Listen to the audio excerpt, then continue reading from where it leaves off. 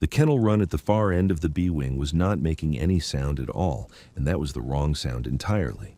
23 dogs in that building barked, rattled chain link, spun and whined and threw their weight at gates when a stranger walked past, and had done so every hour since sunrise. Bishop's run was silent. He lay flattened in the back corner on the concrete, chin flushed to the floor, eyes open, not sleeping, not sick, just gone somewhere none of the staff could follow him to. A dog built to find explosives under highway culverts, and human beings under rubble had stopped finding anything at all, including reasons to stand up. "He's too old to do anything but make my job harder," said Dr. Hunter Kensington, not looking up from her tablet, meaning the old man in the barn coat parked in the folding chair, outside the run, the one who had been there since 7 that morning and would be there, she already knew, until they closed the building at 5. Virgil Hackney was 79 years old. He had driven 40 minutes from his farm every Wednesday for 6 years to sit in that chair.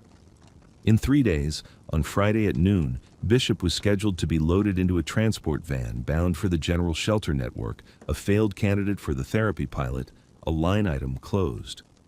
Nobody at the Millbrook County Veteran Dog Center had asked Virgil why he came. Nobody had thought to. He had never once in 6 years asked to take the dog home. If you've ever been the one everyone overlooked in the room, type steady in the comments. What Virgil knew about that particular dog sitting flattened in that particular corner was not written in any file the center owned, and it would take a great deal more than 3 days to bring it fully into the light. But it started, as these things do, with a sound only a handler recognizes as absence, and a man old enough to have trained the people who now ran the tests. Kensington tapped her screen, logged the observation, subject unresponsive to auditory stimulus, 9:14, and did not glance at the folding chair again. She had a meeting with the board in 11 minutes and a folder of numbers that told a clean story, and she intended to tell it. Down the corridor, past the intake desk, past the bulletin board with its laminated adoption flyers curling at the corners, the old man sat with his hands open on his knees, the way he always sat, and watched a dog who would not look back at him, and waited, the way he always waited, for something that had not yet come. Behind the front glass of the Millbrook County Veteran Dog Center, in the gravel lot that never quite dried out after October rain, a 14-year-old Ford pickup the color of a rust stain sat parked in the same spot it had occupied every Wednesday for 6 years, 3 spaces from the door, nose in, so the tailgate faced the road. Virgil Hackney climbed out of it the way he did everything else, unhurried, economical, no motion wasted on the transaction of standing up. His barn coat had gone the color of creek clay somewhere around its 4th or 5th winter, and had stayed that color since, and under it a flannel shirt worn soft through both elbows moved with him without complaint. A seed company cap, bleached past the point where anyone could read what seed it had once advertised, sat low over eyes that missed very little. He did not carry a leash into that building. He had not carried a leash into that building in 6 years. What he carried, looped through his belt on the left side where a man his age might once have carried a sidearm, was a short length of frayed olive drab webbing folded twice over itself, its brass clasp worn to a soft shine on one face where a thumb had rubbed it thin. It went where he went. He touched it sometimes without appearing to notice he had, the way another man might touch a wedding ring. And he had never once, in Kendra Tatum's 6 months at the center, let anyone else lay a hand on it. Kendra was 24, and still new enough to the job that she noticed things the senior staff had stopped noticing, the way anyone stops noticing a clock they walk past daily. She noticed that Virgil signed the visitor log in the same small square hand every week. V. Hackney, 0700. Always the earliest slot before the building officially opened, because Marnie at the desk had stopped making him wait sometime in year 2. She noticed that he never asked which dogs were available. She noticed that when new volunteers, trying to be kind, suggested he might like to see other animals, dogs with better prospects, dogs who would wag at him, he said, "I've got the one I come for," in a voice with no complaint in it at all, and went and sat in his chair. He walked the same route every time, through the front doors, past the desk with a nod to Marnie, down the B-wing corridor without slowing at any of the other runs, though dogs threw themselves at their gates as he passed, tails going, some of them recognizing the particular rhythm of his boots on the concrete before they recognized his face. He stopped at the same run, He set the folding chair, his own chair, kept behind the desk for him now. Nobody remembered exactly when that had started. 18 inches back from the chain link, always the same distance, close enough that Bishop could see him without craning, far enough that the dog never had to feel crowded into a decision. Then he sat, and he waited. He did not call to the dog. He did not press his fingers through the fencing the way visitors did with the friendlier animals, working for a nose touch, a lick, a photograph for the adoption page. He did not speak at all, most weeks for the first 20 minutes. He simply sat with his hands open and low on his knees. In the exact way Kendra had come to notice, a handler keeps his hands when he does not want an anxious animal reading tension into a closed fist. And he watched Bishop the way a man watches weather coming, patient, unsurprised, waiting for the exact moment worth noticing. "He never asks to go inside," she said to Marnie one Wednesday afternoon, watching through the wire mesh of the office window as Virgil sat motionless while Bishop lay motionless 12 feet away, neither one of them appearing, to any outside eye, to be doing anything at all. 6 years and he's never once asked to adopt him. You'd think... She didn't finish it. She didn't know what you'd think. Marnie, who had worked the desk for 11 years and had long since stopped trying to explain Virgil Hackney to anyone, only shrugged. "You'd think a lot of things about that man," she said, "and most of them would be wrong." What Kendra did notice, that particular Wednesday, was small enough that she almost dismissed it. At 11:40, without any visible change in Virgil's posture, Bishop's ear, just the left one, turned 2 degrees toward the fence. It was the first movement anyone had logged from that dog in 9 days. Kendra wrote it in her own notebook, not the official file, because she did not yet know it mattered, and because something about writing it down felt, even then, like keeping a secret she hadn't been told. The conference room at the Millbrook County Veteran Dog Center smelled of dry erase marker and burnt coffee, and Dr. Hunter Kensington stood at the head of the table with the easy authority of someone who had given this presentation, in one form or another, at 11 other facilities across 3 states. She was 33, precise in her movements, dressed the way a person dresses when they intend to be taken seriously in a room full of people twice their age. And she had, by any fair account, earned the authority she carried. The stress index application on the screen behind her, her own design, published 2 years prior, cited since in 4 peer journals, broke a working dog's behavior into 11 measurable channels: cortisol-adjacent vocal frequency, gait symmetry, resting heart rate variance, latency to startle recovery, and 7 others she could recite without glancing at her notes, which she did now, for the board, with the fluency of someone who had built the thing herself because nothing adequate existed before her.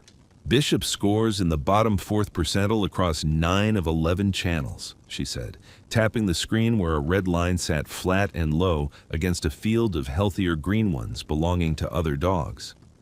"That's not a subjective read. That's not a hunch. That's 40 hours of instrumented observation telling us this animal has disengaged from every recoverable behavioral marker we track. I want the board to understand. I take no pleasure in this. I built this pilot because I believe deeply that working dogs deserve a second calling after service, but the data doesn't care what I believe. Per protocol, an animal scoring this consistently outside recoverable range for this long is not a candidate. He's a liability to the program and, frankly, to himself." Warren Blackwood, sitting at the far end with a folder he had not opened, nodded along without comment, the nod of a man agreeing with whatever kept a grant renewal simple. It was on her way out of that meeting, tablet under her arm, that Kensington passed the B-wing corridor and saw the old man in the folding chair, and stopped, because something about the stillness of him, the exact stillness her instruments were built to measure and had never once measured in a human, struck her as worth a comment. "Mr. Hackney." She had learned his name from the visitor log, curious in spite of herself. "I need to ask you something, and I hope you'll take it in the spirit it's meant." She kept her voice even, professional, the voice she used for families who wanted to believe their dog's decline was reversible when the number said otherwise. "Bishop's evaluation window is extremely narrow right now. Every stimulus he receives, every visitor, every routine disruption, it all shows up in his data. I'm not saying your visits are the cause of his regression. I'm saying I can't rule it out, and until I can, I'd ask that you not sit with him during observation hours." Virgil did not stand. He looked at her for a moment with an expression that held no offense in it at all, which somehow made the words that followed land harder in the room than anger would have. "You're welcome to your hours," he said. "I'll take mine after." "It's not about taking turns, Mr. Hackney. It's about maintaining a clean baseline. Every variable I don't control is a variable I can't explain later when this dog's future is being decided by people who never met him." She said it gently. She believed it entirely. "I know it feels unkind. I promise you it isn't meant to." Behind her, in the doorway, 2 junior staffers had stopped to watch, the way people stop when they sense a room deciding something. One of them, a wiry young man named Colton, who mopped the runs on weekday mornings, took an unconscious half-step backward, the way a person does when a scene feels wrong before they can say why. The other, older, a woman named Paige, who had worked kennels for 6 years, went very still and watched Virgil's hands, which had not moved from his knees. And something in the way he sat made her look at him a second time, and then a third, though she could not have said what she was looking for. "He knows me," Virgil said, quiet. Not an argument, just a fact laid on the table the way a man lays down a tool he intends to pick back up. Kensington's face softened at that, genuinely, because she did not think he was lying. She thought he was grieving, and grief, in her experience, did not care what a spreadsheet said. "I believe that you believe that," she said. "But belief isn't a channel I can score. If he responds to you in a way my instruments register, I will absolutely put it in the file. Until then, I need the room quiet during evaluation. That's not a judgment on you, Mr. Hackney. It's just the job." She left him the chair. She did not leave him the room during her sessions. And for the length of that Wednesday and the Wednesday after, Virgil sat in the corridor outside the closed door instead, hands open on his knees, and waited the same way he had waited inside, as though the wall between them changed nothing about what he was doing there. The second, failed evaluation ran 40 minutes, and Kendra was assigned to log ambient notes while Dr. Kensington worked the tablet, which was how she came to be standing 3 feet from the run with a clipboard she barely used, watching a dog and an instrument fail to agree with each other in real time. Kensington moved through her protocol with the unhurried thoroughness of someone who trusted her method more than the moment in front of her. She crouched at the threshold of the run, tablet angled, and spoke in the flat, even register she used for every subject, canine or otherwise. "Bishop, focus test, phase 1. She held a tennis ball at chest height, released it, let it roll to a stop against the concrete 8 feet from the dog's nose. Bishop's eyes tracked it. Nothing else moved. She logged the latency, unsurprised, and tried a second stimulus, a strip of jerky held through the mesh, and got the same result. Eyes only, the rest of him gone still as poured concrete. "Gait assessment's impossible if he won't stand," she murmured, mostly to herself, the way she narrated her own methodology to no one in particular. A habit Kendra had noticed inside her first week. "Cortisol proxies elevated but flat-lined, which is its own kind of data. Per protocol, that reads as chronic, not acute.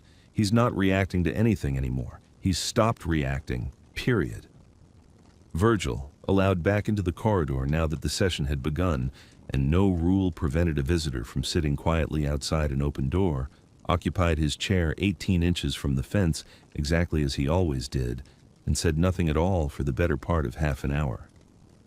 He was not idle. Kendra, standing near enough to watch both of them at once, saw that his eyes moved the way Dr. Kensington's tablet moved, except slower, and toward different things. He watched the angle of Bishop's left ear, which sat lower and more forward than the right, a half-inch difference that meant nothing on a stress index, and to a man who had spent 38 years reading dogs for a living, meant the animal was listening past the room, past Kensington, past the concrete, toward some sound that wasn't in it. He watched the rhythm of the dog's ribs, which rose and fell, not slow the way sleep is slow, but held. Each breath stopped a half-second at its peak before it let go, the particular breath pattern of a body braced against something it expects to have to survive again. "His ears are asymmetric," Virgil said once quietly, not quite to anyone. Kensington glanced up. "That's within normal variance for the breed. Malinois carry asymmetric ear set under stress fairly often. It's in my baseline data." She said it kindly enough, filing his comment as color rather than information, and went back to her tablet. Kendra wrote it down anyway. Then she wrote something else in the margin of her own notebook rather than the official chart. Placeholder name, no unit history, 6 years, and no file ever updated. She had pulled Bishop's intake record that morning out of simple curiosity, expecting the usual thick folder every retired service dog arrived with. Deployment history, handler name, discharge paperwork, a citation or two. What she'd found instead was 4 pages. A designation that read, in the box marked name, only K9-7714, with a handwritten note beside it. Placeholder pending unit confirmation. No handler listed, no unit, no citation. 6 years old and still pending, as though someone had meant to come back and finish the file and simply never had. She almost mentioned it to Kensington. She got as far as opening her mouth. But Kensington was narrating a new observation into her tablet. Subject shows no differential response to tactile stimulus at 11:52, with the calm certainty of a woman who had already decided what kind of story this was. And Kendra, 6 months into a job she badly wanted to keep, closed her mouth instead and folded the notebook shut. Virgil, across the corridor, had gone very still, the particular stillness Paige had noticed days before and still could not name. He was looking at the placeholder name on the whiteboard schedule taped to the wall beside the run, count 9-7714, transfer pending, Friday.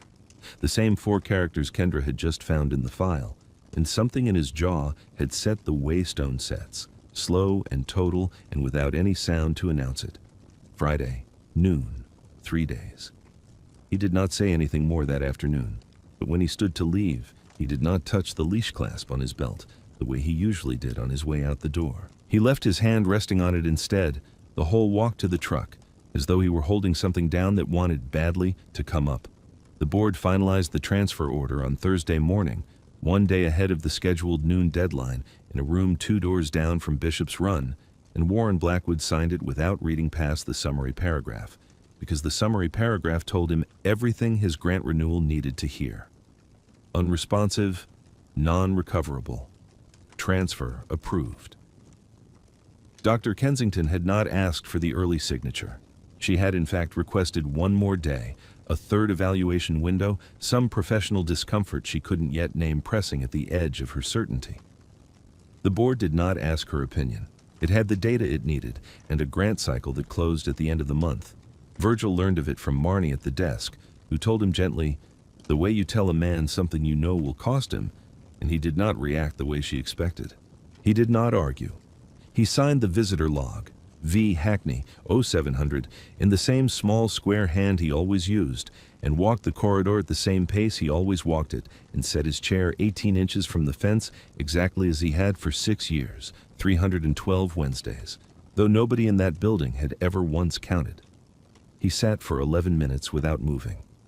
Kendra, near the desk, watched him the way she'd been watching him for weeks now, and this time, Dr. Kensington was watching too, tablet lowered, because something about a man who had just been told he had 1 day left to see a dog and had responded by sitting exactly as still as he always sat felt, even to her instruments, like data she didn't have a column for. Then Virgil stood.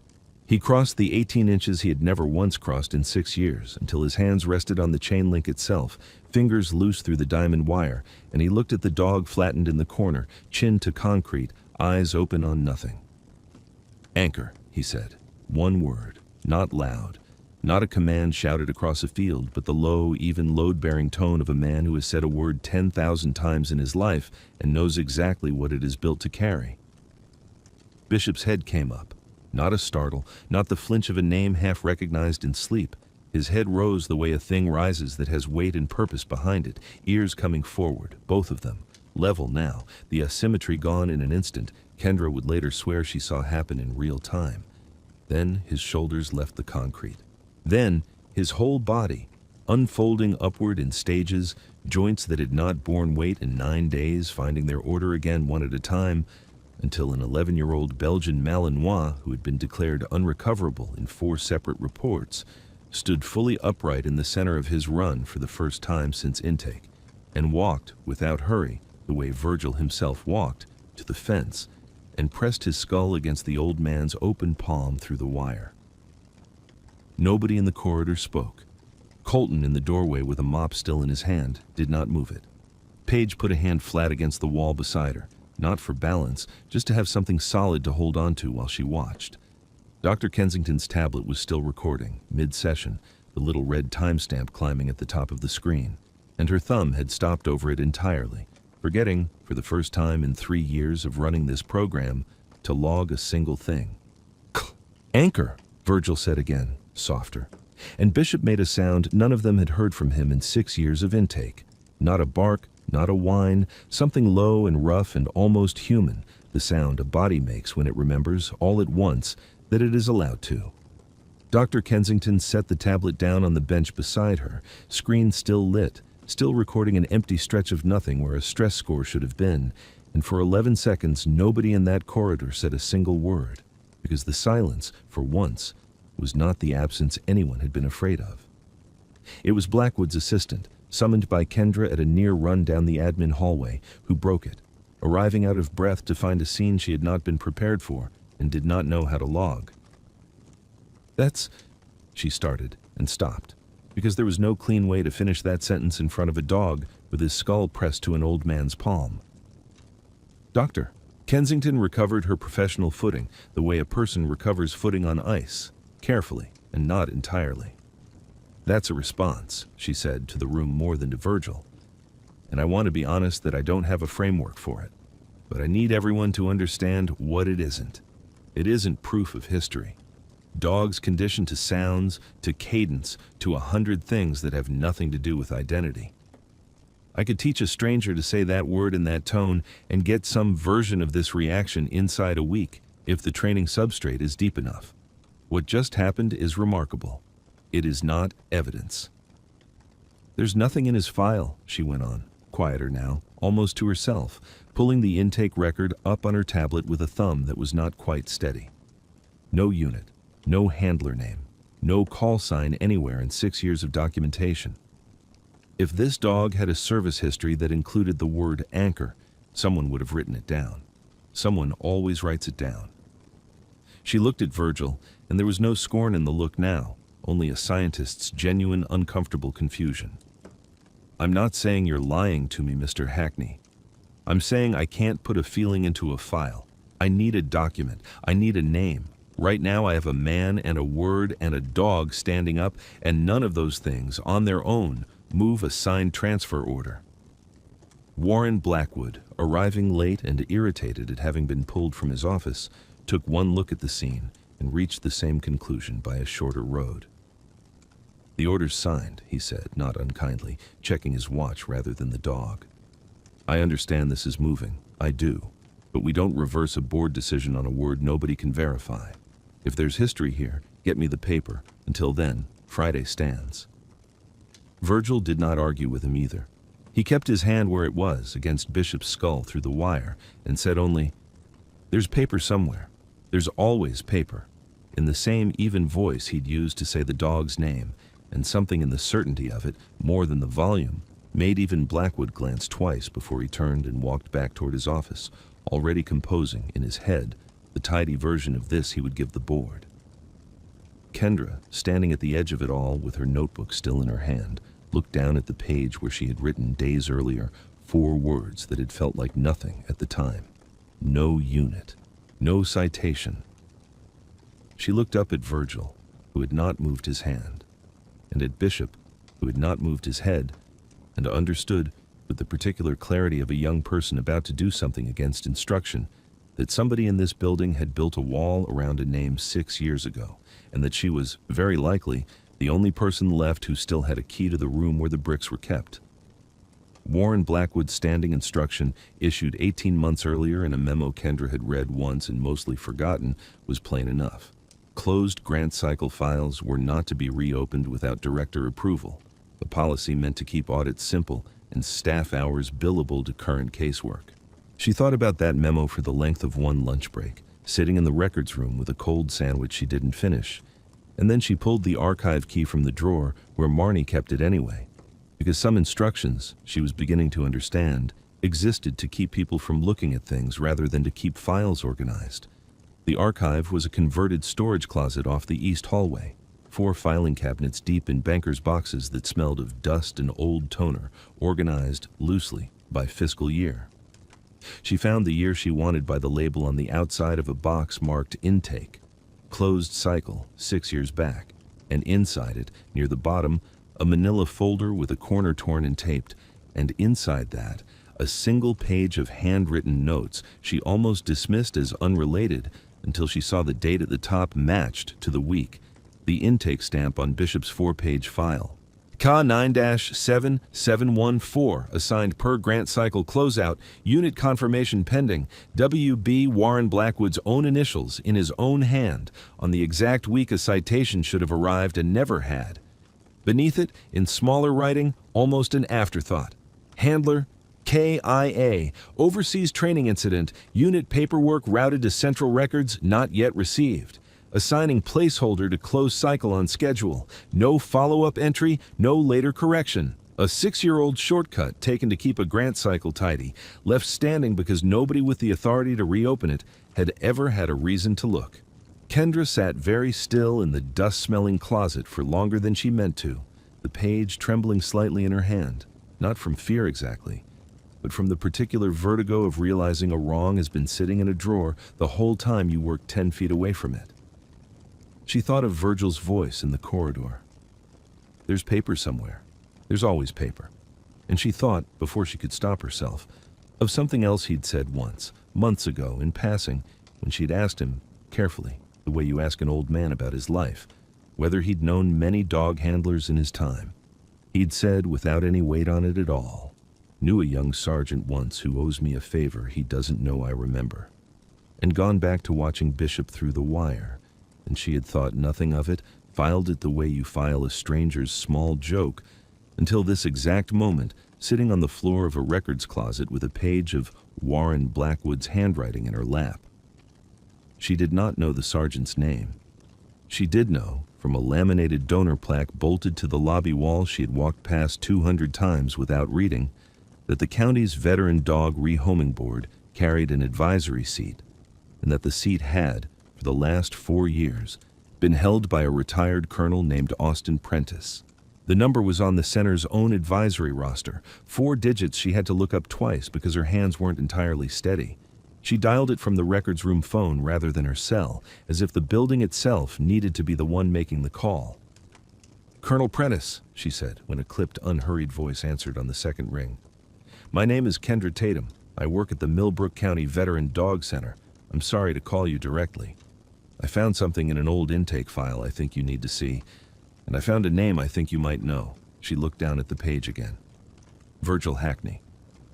There was a silence on the line, long enough that she thought the call had dropped. "Off where?" Colonel Prentice said, in a voice that had gone suddenly entirely different. "Is he right now?"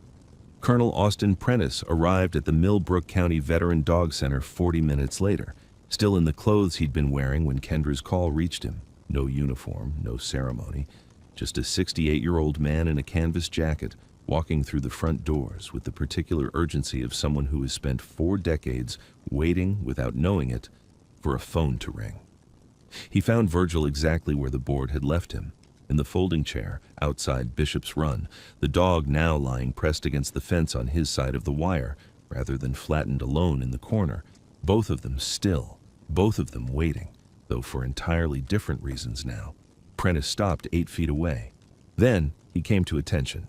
The full, formal posture of a man reporting to a superior officer, spine straight, chin level, a gesture that looked, in a converted farmtown kennel building smelling of bleach and dog food, almost absurdly out of place, and precisely for that reason landed on every witness in the corridor with the force of a held breath. "Sergeant Hackney," he said, and his voice cracked audibly on the second word, the formal title breaking down the middle, the way old wood breaks along a grain nobody can see until the pressure finds it. "It's an honor." Virgil looked up at him for a long moment, unsurprised in the way of a man who has simply been waiting for an old debt to remember its own address. "Austin," he said, "you got old." It was the only thing close to a joke he offered, and it did the work of a paragraph. "Doctor." Kensington, arriving at a half-run with Blackwood trailing behind her, tablet still in hand though she had stopped, somewhere in the last hour, trusting it the way she once had, stood in the doorway and watched a retired colonel hold a formal posture in front of a man in a barn coat, and understood, before a single fact had been spoken aloud, that the story she had been scoring for 3 days was not the story that had actually been happening. Prentice explained it plainly, because plain was the only register the moment could bear. 40 years ago, as a young sergeant on his first deployment, he had run a mine detection dog through terrain his own instincts told him was clear, and Virgil Hackney's instincts, watching from 20 yards back, had told him was not. Virgil had said one word that day, too.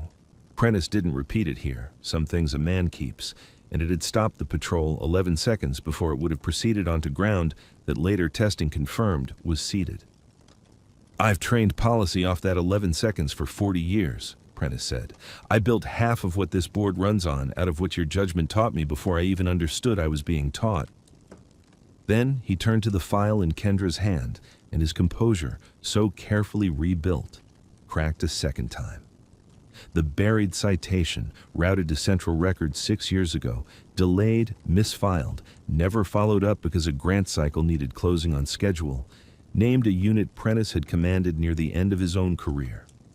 It named a handler, Staff Sergeant Grady Red, killed in a training accident overseas, and it named his working dog by call sign, Anchor. It had been waiting 6 years in a records queue Warren Blackwood had closed early rather than chased, because chasing it would have meant admitting, in writing, that his office had assigned a placeholder name to a decorated service animal to make a spreadsheet balance on schedule. Blackwood, standing at the edge of the corridor with his folder still unopened, said nothing at all. There was nothing procedural left to say. He had not committed a cruelty 6 years ago, only a shortcut, a closed door he'd never had a reason to reopen. But the shortcut had cost a dead soldier his name, and an old man 6 years of Wednesdays spent proving alone what a piece of paper should have already said. Cha-chow!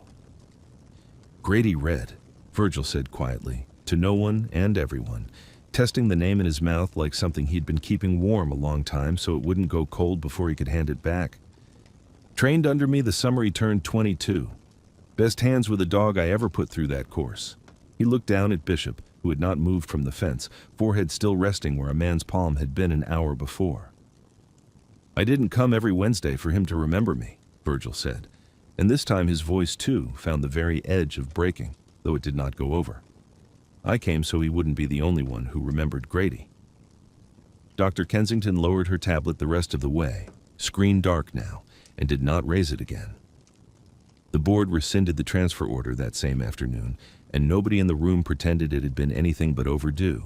Virgil went inside the run himself for the first time in 6 years, unhooked from his own belt, and knelt on the concrete beside Bishop with the patience of a man who has knelt beside a great many dogs in his life and never once done it carelessly.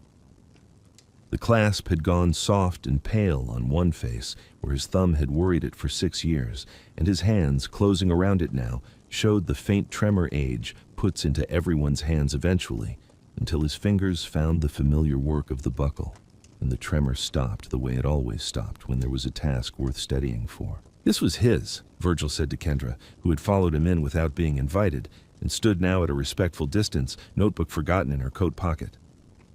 "Grady's. They gave it to me at the funeral because nobody else wanted the job of carrying it, and I didn't have the heart to tell them I'd already decided to." He worked the leash free from its worn folds. "I kept it on my own belt because it felt like the only thing left standing guard. I never asked to take Bishop home because I told myself the dog needed to be found, official-like, by somebody who could put it all back in writing. Took me a while to understand I was just as afraid of finishing something as I was of losing it." He looped the clasp around Bishop's collar instead, worked it snug, and sat back on his heels. Bishop turned his head and pressed it once against the old man's chest. "I didn't come every Wednesday for him to remember me," Virgil said again, softer this time, the words settled now rather than reaching. "I came so he wouldn't be the only one who remembered Grady." "Doctor." Kensington stood in the doorway of the run, and when she finally spoke, her voice had none of the polish it carried in the boardroom. "I want to add a column to the index," she said, mostly to herself, then, catching Kendra's eye, more to her. "I don't have a metric for what just happened in here. I'm not going to pretend I do, and I'm not going to delete the data that says he was failing every test I gave him, because he was. Both things are true. I think that's the part my training left out. She looked down at the tablet, dark in her hand, then set it on the bench, screen down, for the first time in 3 years. I'd like to help you go through that archive properly, if Blackwood will allow it. Every misfiled name in there is a debt sitting in a drawer. I'd rather spend my afternoons finding those than scoring the dogs they broke. Kendra nodded, throat too tight for more than that, and looked at the old man on the floor of the run with a dog's head against his chest and a length of frayed webbing finally where it belonged, and thought that some corrections once made did not need anyone to explain why they mattered. 3 weeks later, the light over Virgil Hackney's farm went the particular gold that only comes in the last hour before an October dusk, laying long and quiet across a porch that had needed painting for longer than anyone kept track of, and Bishop lay stretched at the old man's feet with his chin resting on the toe of a boot, eyes closed, breathing slow and even, and entirely his own. It was the same stillness the corridor had seen weeks before, the exact posture of a body flattened and unreachable, but nothing about it now belonged to grief. This was a dog who had chosen the spot, chosen the boot, chosen to close his eyes in the last hour of a day rather than disappear inside himself for want of anything worth staying present for. Virgil noticed the difference the way he noticed everything without remark, and set another handful of beans into the colander in his lap, working the pods open with a thumb gone permanently bent from 60 years of exactly this motion. Pearl's hymn came up in him the way it always did at this hour, low and mostly breath, the same 4 lines she used to hum over the hive boxes out past the fence line, back when there had been bees to tend and a woman humming to them in the evening light. He didn't remember deciding to keep humming it after she passed 8 years back. It had simply stayed, the way some rituals do, less a choice than a groove worn into the day that his voice fell into on its own. The leash clasp was not on his belt. It sat instead where he had put it 3 weeks ago, looped snug around the collar of the dog at his feet, the brass worn thin and pale on the one face where a young sergeant's thumb had rubbed it for however many months he'd carried it before Virgil ever did, and where an old man's thumb had rubbed it every Wednesday since. It caught the last of the gold light now and gave almost none of it back, too dull with handling to shine, which was, Virgil had decided somewhere in the last 3 weeks, exactly as it should be. Some things earn the right to stop shining and just be carried. He did not think of it as his to hold anymore. It had gone where it belonged, and a thing that goes where it belongs stops needing to be a burden and starts being simply a fact. A dog wearing the name of the man who loved him first, resting against the boot of the man who made sure that name was never entirely lost. Bishop's ears, both of them level now, both of them soft with sleep, twitched once at a truck passing far off on the county road and settled again without lifting his head. 6 years of Wednesdays had bought this. A dog who could hear the world go by and trusted enough to keep his eyes closed. Virgil shelled another handful of beans into the colander, unhurried, his hands doing the only kind of work they'd ever really wanted to do. Steady work, small work, the kind that asks for patience instead of proof. Somewhere behind him, through the kitchen window left half open for the evening cool, Pearl's reading glasses still sat on the windowsill where they'd sat for 8 years, catching the last of the light the same way the clasp did, dull now and kept anyway. Some debts take 40 years to come due, and they always do.